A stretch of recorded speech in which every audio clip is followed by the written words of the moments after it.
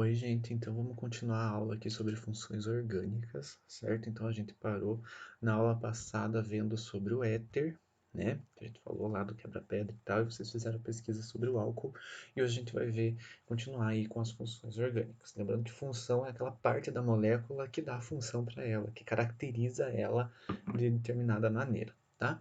Então aqui, aldeído. O que que significa um aldeído? Então, tem o grupo formila ou aldoxila, que é ligado a uma cadeia carbônica ou um anel aromático.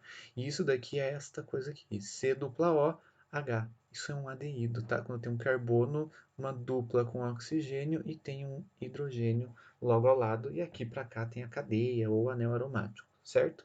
Esse daqui é o etanol, tá? Essa estrutura orgânica aqui. Mas então ele é caracterizado por ter essa dupla oxigênio e um hidrogênio, certo?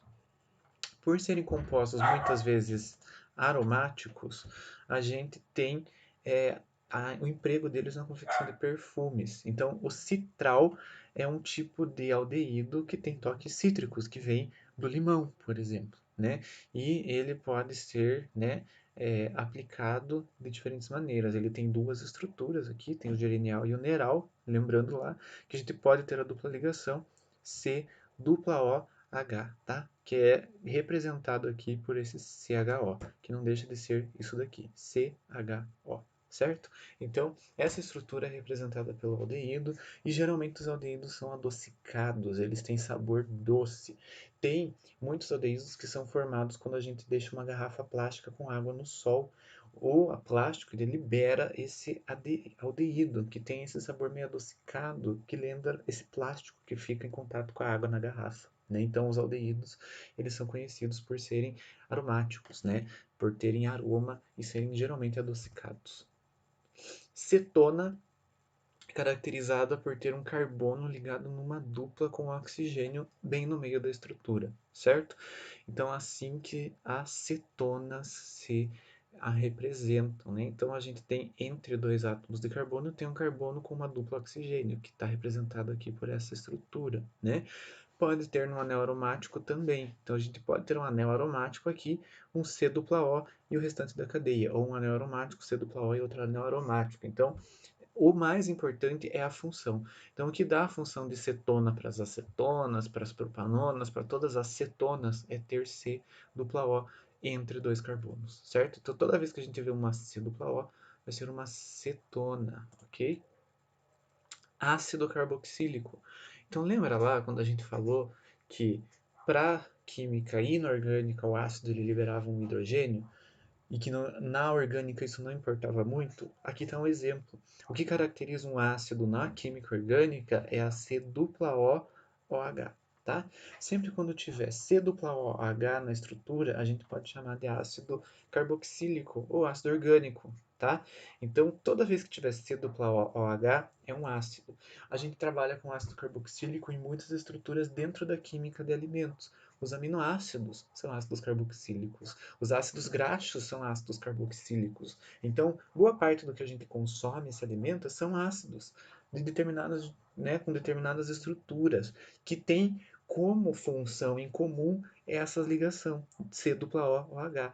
O ácido graxo, né, os lipídios, tem C dupla O OH. Os aminoácidos têm C dupla O OH. Então, de todas as estruturas que a gente viu até agora, a que eu quero que vocês gravem muito bem, que vocês realmente saibam quando vocês olharem e identifiquem essa estrutura, é o ácido carboxílico, certo? C dupla O OH. Isso daqui a gente vai usar muito ainda e fazer várias reações com essa estrutura aqui, com essa parte dessa molécula, com essa função orgânica, tá? Então, a função de ácido é dada por essa estrutura aqui, C dupla O OH, certo? Isso daqui é um ácido carboxílico, ácido orgânico, ok? Pode estar ligado no aromático, pode estar ligado em várias outras estruturas aqui. O que caracteriza ela é esta parte aqui, C dupla O OH, certo?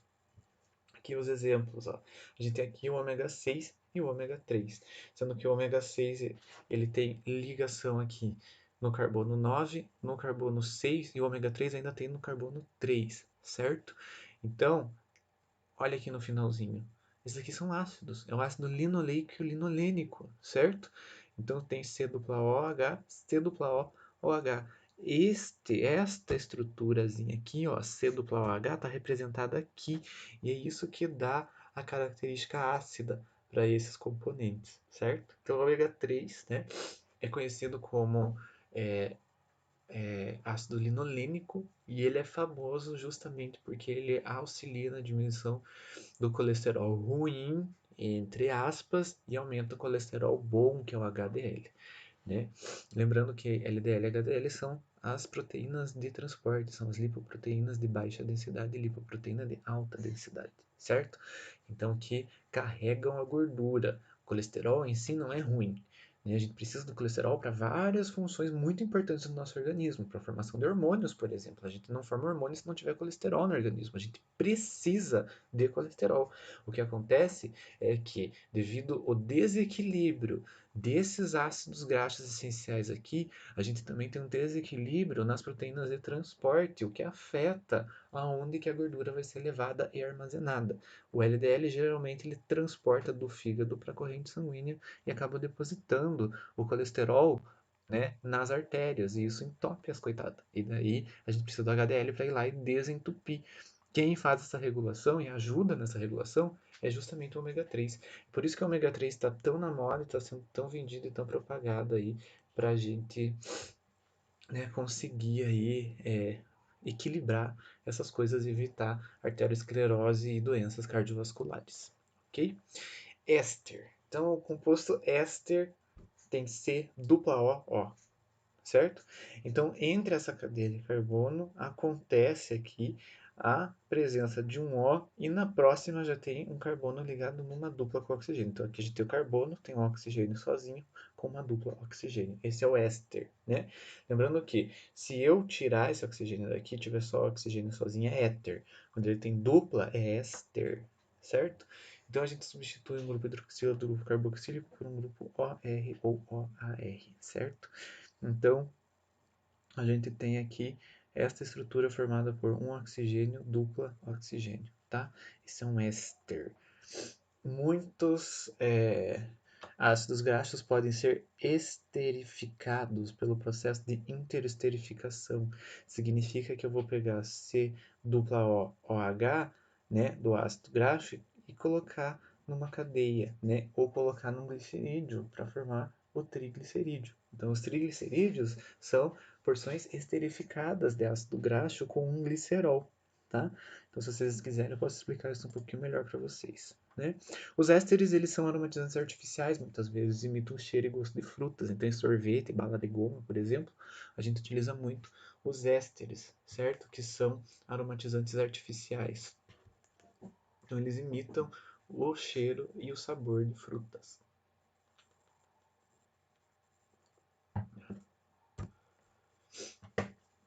A manteiga é um éster, né? Ela é uma derivada da mistura dos ácidos linoleico e oleico. Então, a gente tem os ácidos graxos aqui, certo? Se eu tirar esse hidrogênio daqui, né, e esterificar esse hidrogênio com outro radical aqui, se eu tirar esse hidrogênio daqui e esterificar, ele vira um éster, certo? O dupla O, né? Se este hidrogênio sair daqui e eu completar ele com uma outra cadeia, com glicerol aqui, por exemplo, e eu ligar ácidos linoleicos e oleicos num glicerol e virar um triglicerídeo de ácido linoleico e oleico, eu tenho a manteiga, né? A margarina é feita da mesma forma. Eu pego um óleo, né, cheio de ácido graxo solto lá e eu vou grudando ele numa molécula de glicerol para fazer o triglicerídeo, certo? Então, ácido linoleico e ácido oleico são os principais aqui da manteiga, né? Ele é um éster, então ela é uma mistura desses dois aqui. Eu misturo esses dois e ligo esses dois por uma ligação éster, ok? E aí eu formo a manteiga. Aminas são compostos orgânicos nitrogenados obtidos através da substituição de hidrogênio na amônia, certo? Então, a amônia é NH3, nós já vimos isso, e quando eu substituo por carbonos, né, grupos orgânicos, pode ter várias cadeias aqui, cadeias bem compridas, né, com radicais bem compridos, mas essa substituição aqui a gente tem os metil, né, temos 3 metil, então fica trimetil-amina, a gente forma as aminas, né, então é NCH3, CH3, CH3, tá? Então, a amina tem um nitrogênio aqui junto do de todos esses carbonos. Lembrando que a gente tem os aminoácidos, certo? Que são derivados de amina. Então, aminoácido, a gente tem aqui a porção amina e eu tenho a ligação de um ácido aqui no meio da cadeia com outro radical. Então, é NCH3, C-OH, e eu tenho mais um radical aqui que forma um aminoácido. Então, o aminoácido é um derivado de amina com um ácido carboxílico que a gente já viu na vez passada, certo?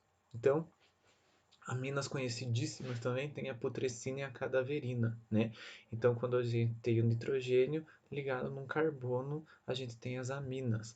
A putrescina e a cadaverina são essências, né? São aromas que são produzidos por carcaças em decomposição, certo? Cadáveres, né?